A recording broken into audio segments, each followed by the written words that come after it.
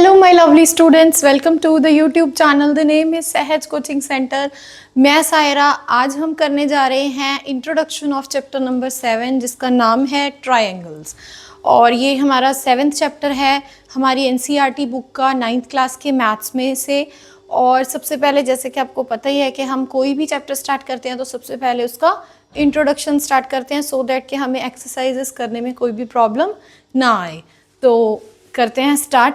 सबसे पहले ये जो चैप्टर है ये है ट्रायंगल्स. ठीक है, तो जो इसमें हम मेन पढ़ेंगे ट्रायंगल्स के बारे में उसमें होता है एक सबसे पहला जो टॉपिक है वो होता है हमारा congruents of the triangle.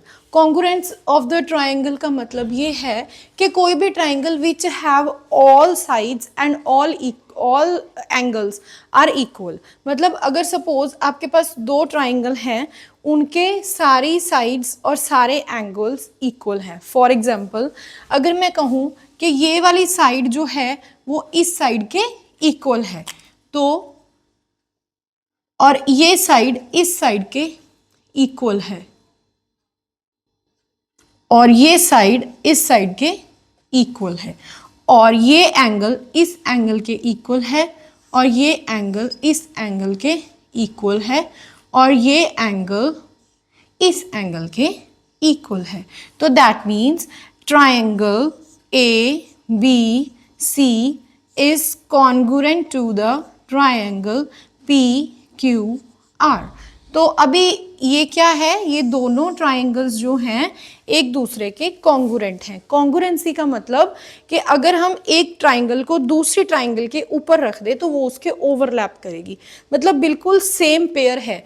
Pair का जैसे एग्जांपल ले लीजिए, अगर आप शू लेने गए एक शू और दूसरा शू बिल्कुल एग्जैक्टली सेम है. अगर आप ग्लव्स लेने गए एक हाथ का जो ग्लव है दूसरे हाथ का जो ग्लव है अगर आप उनको दोनों को एक दूसरे के ऊपर रखोगे तो वो ओवरलैप कर जाएगा. वो दोनों सेम है, एग्जैक्टली सेम, कलर में भी, शेप में भी, साइज में भी, हर तरह से सेम. अगर आप इयररिंग्स देखो तो ये जो एक कान का इयररिंग है दूसरे कान के इयररिंग के बिल्कुल सेम है. तो कहने का मतलब एक ट्रायंगल दूसरे ट्रायंगल के बिल्कुल एग्जैक्टली सेम है तो उसको बोलते हैं हम कॉन्ग्रुएंट्स ऑफ द ट्रायंगल. तो जो ट्रायंगल है ट्रायंगल ABC जो है वो ट्रायंगल PQR के कॉन्ग्रुएंट है जिसमें उसकी सारी साइड्स सारा जो एंगल्स हैं वो बिल्कुल इक्वल रहेंगे. इसके बाद जैसे मैंने इसमें आपको बताया कि कॉन्ग्रुएंसी, ये कॉन्ग्रुएंसी का साइन है. मतलब इक्वल का साइन तो ये होता है इक्वल टू और इसके ऊपर आप उल्टा S कर दीजिए, S को लिटा दीजिए तो वो क्या बन गया, this is the sign of the congruency. तो ये है हमारा कॉन्ग्रुएंसी का साइन. और सबसे बड़ी बात जो इसमें समझने वाली है, जैसे मैंने आपको बोला कि ट्रायंगल ABC जो है वो कॉन्ग्रुएंट है ट्रायंगल PQR के. तो इसमें क्या है, जो एंगल A है फर्स्ट में आपने कौन सा लेटर लिखा A और इसमें सबसे पहला लेटर कौन सा लिखा P. तो ये A जो है वो P के इक्वल है. ठीक है जी, तो मतलब A P को कॉरस्पॉन्डिंग कर रहा है और जो B है वो किसको कॉरस्पॉन्ड कर रहा है, Q को, और C जो है किसको कॉरस्पॉन्ड कर रहा है, R को. ठीक है जी, तो मतलब कहने का मतलब ये नहीं है कि एंगल A जो है वो एंगल R के या एंगल Q के इक्वल हो जाएगा, नो. या एंगल B है वो P के या R के इक्वल हो जाएगा. एंगल A जो है वो P के इक्वल रहेगा, एंगल B जो है वो Q के इक्वल रहेगा, एंगल C जो है वो एंगल R के इक्वल रहेगा. इस प्रोसेस को बोलते क्या है, corresponding sides corresponding parts of the triangle. ठीक है, जिसको शॉर्ट फॉर्म में बोला जाता है CPCT, corresponding part of the congruent triangles. थोड़े से कॉम्प्लिकेटेड वर्ड्स है और जब आप बोलोगे बोलते बोलते आपकी प्रैक्टिस हो जाएगी तो वेरी इजी लगेगा. तो ये है हमारा कॉन्ग्रुएंस ऑफ द ट्रायंगल्स और उसके बाद ये है CPCT के तरीके से हमने इसको कॉन्ग्रुएंट प्रूफ करना है ट्रायंगल्स. जी, तो हमने पढ़ा कॉन्ग्रुएंसी ऑफ द ट्रायंगल्स और उसमें पढ़ा हमने सीपीसीटी। सीपीसीटी का मतलब corresponding part of the congruent triangles. और जैसे कि मैंने आपको बताया कि कोई भी ट्राइंगल दूसरे ट्राइंगल के बिल्कुल इक्वल है, बिल्कुल उसको ओवरलैप कर रही है, तो उसको बोलते हैं कि एक ट्राइंगल दूसरी ट्राइंगल के बिल्कुल कॉन्ग्रुएंट है। तो जैसे उनकी सारी साइड्स और सारे एंगल्स इक्वल है, पर जब ये बात आती है कि सारे साइड्स और सारे एंगल्स इक्वल हैं, ठीक है मान लिया, पर कई बार क्या होता है कि आपको ऐसा नहीं होता, मतलब आपको कुछ रूल्स हैं जिनको फॉलो करते हुए बताना है कि दो ट्राइंगल्स जो हैं वो एक दूसरे के कॉन्ग्रुएंट है। कोई ज़रूरी नहीं है कि उनके सारी साइड्स और सारे एंगल्स आपको दे रखे हैं कि वो कॉन्ग्रुएंट है, तो उसमें कुछ रूल्स होते हैं कॉन्ग्रुएंसी प्रूफ करने के ट्राइंगल्स को। तो वो रूल्स कौन से हैं वो हम इसमें डिस्कस करेंगे, जिससे हम अपनी ट्राइंगल्स को कॉन्ग्रुएंट प्रूव कर सकते हैं, राइट। तो सबसे पहला है रूल नंबर 1, वो क्या है हमारा, दैट इज अ SAS। तो सबसे पहले हम यहाँ पे दो ट्राइंगल्स ड्रॉ करेंगे, क्योंकि ये चीज आपको जो जब आप एक्सरसाइज करेंगे तो उसमें भी आएगा कि दो ट्राइंगल्स दे रखी हैं, तो इस ट्राइंगल को इस ट्राइंगल के कॉन्ग्रुएंट प्रूव कीजिए। तो प्रूफ करने के लिए आपके पास सिर्फ कुछ क्लूज दिए होंगे, उन क्लूज से with the help of these rules जो मैं अभी आपको करवाऊंगी, उससे आपको ये सारे के सारे सम्स जो हैं आपको सॉल्व आउट करने हैं कि हम किस तरीके से एक ट्राइंगल को दूसरे ट्राइंगल के साथ कॉन्ग्रुएंट प्रूव कर सकते हैं। तो अभी इस ट्राइंगल को नाम दे दीजिए ABC और इसको वही PQR, राइट। तो जैसे कि मैंने आपको बोला रूल नंबर 1 SAS, इसका मतलब क्या है कि SAS के हिसाब से जो ट्राइंगल है इसमें हमारी S का मतलब है साइड, A का मतलब है एंगल और S का मतलब है साइड, ठीक है जी। तो इसका मतलब है साइड एंगल साइड। तो इसमें हमारी एक साइड और दूसरी साइड इक्वल है और एक एंगल भी इक्वल है, राइट। और इस रूल में हमने SAS लिखा, तो साइड दो और एक एंगल इक्वल है, तो ऐसे भी तो लिख सकते थे ASS, या इसको ऐसे भी लिख सकते थे SSA। दोनों तरीकों के साथ ये हम नहीं लिख सकते, ये दोनों के दोनों ही गलत हैं। ASS SSA नाम का कोई रूल नहीं होता, इसका मतलब साइड एंगल साइड है। और ये रूल भी ऐसा क्यों है, बहुत बड़ा लॉजिक है, वो ये है कि आपको जो दो गिवन साइड्स हैं, जो दो गिवन साइड्स इक्वल हैं, उनके बीच का एंगल, ये A भी देखिए आप बिल्कुल इसके बीच में है, दो साइड्स के बीच का एंगल देखिए, इस एंगल को मेक करने वाली दो साइड्स कौन सी हैं, एक ये और एक ये तो नहीं है ना, एक ये और ये और ये, इसमें तो ये वाला एंगल बन रहा है, ठीक है, तो नहीं। तो जो दो साइड्स गिवन है उनके बीच का जो एंगल है वही एंगल इक्वल होना चाहिए, तभी आपका ये रूल जो है वो लगेगा, राइट। और इसके बाद है रूल नंबर 2। रूल नंबर 2 क्या है हमारा, वो है जी एंगल साइड एंगल। तो एंगल साइड एंगल में क्या रहेगा, ठीक है, इसमें मान लीजिए आपको एंगल B और एंगल Q इक्वल है और इधर से एंगल C और एंगल R इक्वल है, तो इसमें साइड कौन सी इक्वल होगी, साइड होगी इक्वल हमारी जिस लाइन के ऊपर ये दोनों के दोनों एंगल टच कर रहे हैं, ठीक है। तो वो है अगर angle B equals to angle Q के है और angle C equals to angle R के है, तो साइड कौन सी होगी, BC equals to QR। So this is the angle side angle. तो बट हम इसको AAS नहीं लिख सकते, हम इसको यही लिखेंगे एंगल साइड एंगल। हमारा AAS का भी रूल होता है, पर उसमें वो रूल नंबर 3 है, वो अलग से रूल है जिसमें AAS आता है, इसको लिख सकते हैं, वो अलग से होता है। वो कब होता है, जब आपको दो ये एंगल गिवन है और साइड कोई ये वाली या कोई ये वाली, इधर वाली कोई भी वो दी हुई है, ये साइड गिवन नहीं है आपको इक्वल। अगर आपको बोला गया है angle B equals to angle Q के है, angle C equals to angle R के है, और बोला गया है AB equals to AB equals to PQ के है, तो देन आप ये वाला एंगल साइड एंगल वाला रूल नहीं लगाओगे, तब आप लगाओगे AAS वाला। ठीक है जी, एंगल एंगल साइड वाला रूल लगेगा। कंफ्यूज नहीं होना, बहुत सिंपल है। जब दो एंगल्स को टच करने वाली एक कॉमन लाइन बताई गई हो तो एंगल साइड एंगल का रूल फॉलो करना है। अगर आपको दो एंगल कोई भी गिवन है और साइड कोई भी गिवन है इक्वल साइड कोई भी गिवन है, तो देन आपने रूल नंबर 3 फॉलो करना है, एंगल एंगल साइड। और इसके बाद सबसे आसान जो है rule number 4, side side side, very easy, जिसमें ए बी इक्वल्स टू, इसमें हम थोड़ा इरेज कर लेते हैं सो दैट कि आप लोग कंफ्यूज ना हो, और इसमें से हम जो एंगल्स हैं वो इरेज कर देते हैं और सिर्फ साइड साइड्स रख लेते हैं।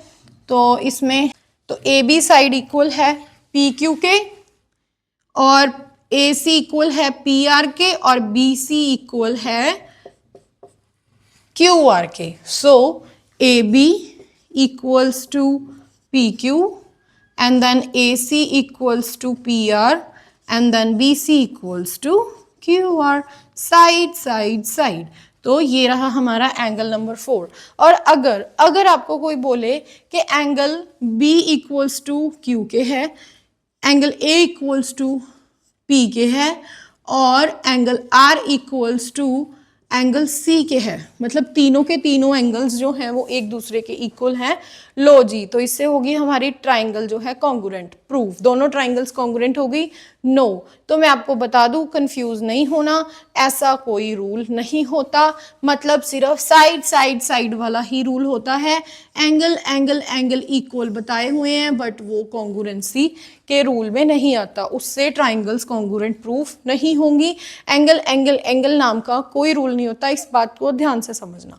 ठीक है, उसके बाद रूल नंबर 5, ये बहुत ही रेयर केसेस में लगता है, क्योंकि ये RHS रूल है, जिसमें R का मतलब है राइट एंगल, और H का मतलब है हाइपोटेन्यूज, और S का मतलब है साइड। और आपको थोड़ा इसके कॉन्फ़िगरेशन से ही समझ में आ गया होगा कि RHS right angle means right angled triangle, ये वहीं पे लगता है जहाँ पे आपको दो राइट एंगल्ड ट्रायंगल दी हुई हैं, जिसमें आपके राइट एंगल, दो राइट एंगल, ये भी 90 डिग्री और ये भी 90 डिग्री, और इसमें आपका जो एंगल है वो 90 डिग्री का वाला ही इक्वल होना चाहिए, दोनों ट्राइंगल राइट एंगल होनी चाहिए। और दूसरी बात 90 डिग्री राइट एंगल, और जो हाइपोटेन्यूज है हाइपोटेन्यूज के इक्वल है होना चाहिए, और साइड इनमें से कोई भी इक्वल हो सकती है। सपोज ये है आपकी ट्राइंगल XYZ और ये एंगल है FGH। एक तो यहाँ पे angle Y equals to angle GK हो गया क्योंकि 90 का है, और उसके बाद XZ इक्वल है FH के, ये आपका हाइपोटेन्यूज हो गई, ये इक्वल हो गया। और एक angle Y equals to angle GK हो गया, वाई बिकॉज इट्स 90 डिग्री। ठीक है जी, और उसके बाद साइड कोई भी इक्वल हो जाए। ठीक है, तो साइड आपकी अगर Y और Z इक्वल है G और H के, या कह लो साइड X और Y जो है वो इक्वल है F एंड G के, तो that means these both triangles are congruent to each other with the help of rule number 5, that is the name is right hand side, right angle hypotenuse side। तो RHS के rule के हिसाब से ये triangles जो हैं हमारी congruent prove हो जाएंगी।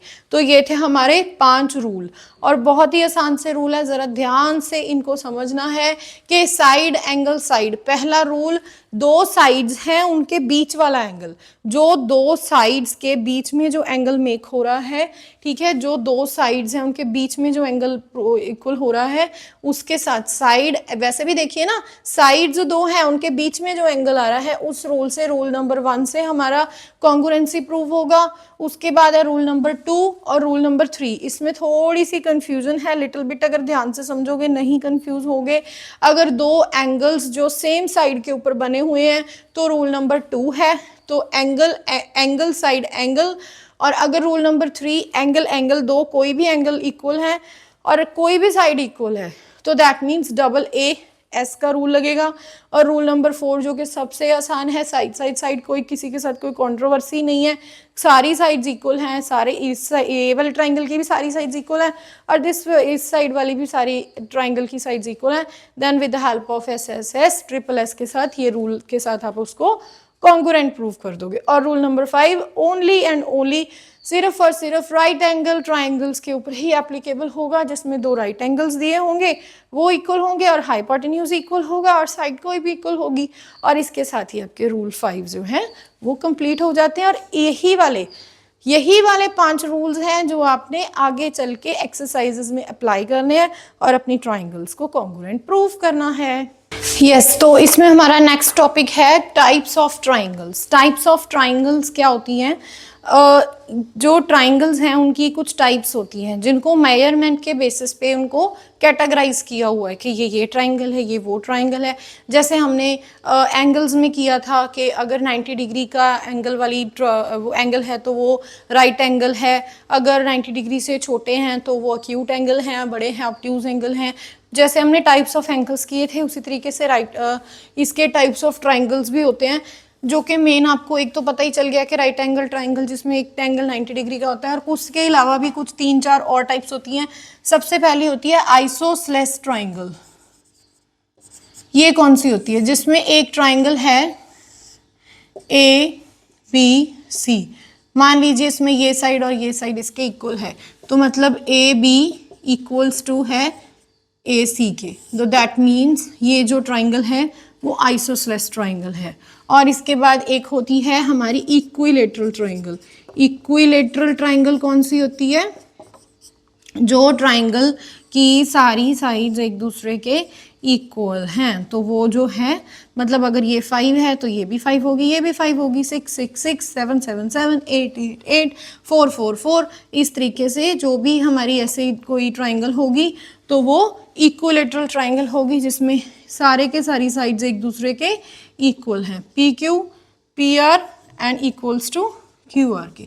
तो ये होती है हमारी इक्विलेटरल ट्राइंगल। और एक होती है हमारी स्केलन ट्राइंगल, जिसमें कुछ भी इक्वल नहीं होता, किसका कोई साइड एक दूसरे के साथ इक्वल नहीं होती। सपोज ये है हमारी स्केलन में कुछ नहीं होता equal, AB is not equals to BC is not equals to AC, right. तो ये होती है हमारी स्केलन ट्राइंगल। इस चैप्टर में कुछ 1-2 थ्योरम्स हैं जो कि हमें एक्सरसाइजेज में काम आएंगी, तो वो भी मैंने सोचा कि इंट्रो में कवर कर लेते हैं। सबसे पहले angles opposite to equal sides of the triangle are equal. मतलब इसका कहने का मतलब क्या है कि angles opposite to equal sides, मान लीजिए ट्राइंगल की 2 इक्वल साइड्स हैं, उनके ऑपोजिट एंगल। सबसे पहले ट्राइंगल बनाते हैं सो दैट कि आपको अच्छे से समझ आए। ये ट्राइंगल है, ठीक है, इसमें ये ट्राइंगल है ABC और इसमें ये साइड और ये साइड इक्वल है एक दूसरे के। मान लीजिए AB इक्वल्स टू AC है, ठीक है। तो अब इन्होंने क्या बोला? इक्वल साइड्स, ये equal sides, angle opposite to the equal side. अगर मैं AB एंगल की बात करूं, अपना AB लाइन की साइड की बात करूं, AB साइड है, इसके सामने वाला एंगल कौन सा होगा? ये इस साइड के बिल्कुल सामने ये एंगल है, ठीक है। और अगर मैं AC साइड की बात करूं तो इसके बिल्कुल सामने कौन सा एंगल होगा? ये वाला एंगल, ठीक है। तो जो सामने के एंगल्स होते हैं, angles opposite to the equal sides के जो ऑपोजिट एंगल्स होते हैं वो भी एक दूसरे के इक्वल होंगे। मतलब अगर AB इक्वल्स टू AC है तो AB के सामने का एंगल C और AC के सामने का angle B equals to angle C के होगा। अगर AB इक्वल्स टू AC है तो angle B equals to angle C है। तो ये है हमारी first theorem. And the second one is sides opposite to the equal angles of the triangle are equal. इसके बिल्कुल ऑपोजिट, ये जो कहना चाह रहे हैं उसके ही बिल्कुल ऑपोजिट ट्राइंगल बना लीजिए। इसको भी नाम दे दीजिए ABC, सबसे आसान नाम है ABC। Sides opposite to the equal angles, यहाँ पे क्या था? इक्वल साइड्स, यहाँ पे क्या है? Equal angles. मान लीजिए आपको एंगल B और एंगल C गिवन है, ठीक है। Angle B equals to angle C के गिवन है, ठीक है। तो टू ऑपोजिट साइड्स, अभी एंगल बी का ऑपोजिट साइड कौन सी है, बिल्कुल सामने की साइड कौन सी है, AC, और एंगल सी के बिल्कुल सामने की साइड कौन सी है, AB। अगर angle B equals to angle C के है और B के सामने जो है वो AC है और C के सामने जो AB है, वो साइड्स भी एक दूसरे के इक्वल होंगी, इसका वाइस वर्सा है या इसका वाइस वर्सा है। ये दोनों थ्योरम्स और ये थी हमारी इंपॉर्टेंट थ्योरम्स जो हमारी आगे चल के इसी चैप्टर की एक्सरसाइजेस में ये चीज़ें यूज़ होंगी। और हम करेंगे जो एक्सरसाइज 7.1 वो नेक्स्ट वीडियो में वो नेक्स्ट वीडियो जो आएगा उसी में हम कवर अप करेंगे। और तो यहाँ तक का था हमारा इंट्रोडक्शन का part of the 7th chapter, और इसी के साथ हम करते हैं वीडियो का एंड और हम मिलते हैं नेक्स्ट वीडियो में विद द एक्सरसाइज ऑफ 7.1। तो तब तक के लिए बने रहिए मेरे चैनल के साथ, सब्सक्राइब कर दीजिए चैनल को अगर आप लोगों ने अभी तक सब्सक्राइब नहीं किया है, और चैनल को जो है प्रमोट कर दीजिए मैक्सिमम, और मेरी वीडियोस को शेयर कर दिया कीजिए सो दैट कि दूसरों का भी भला हो सके। Thank you for watching, bye.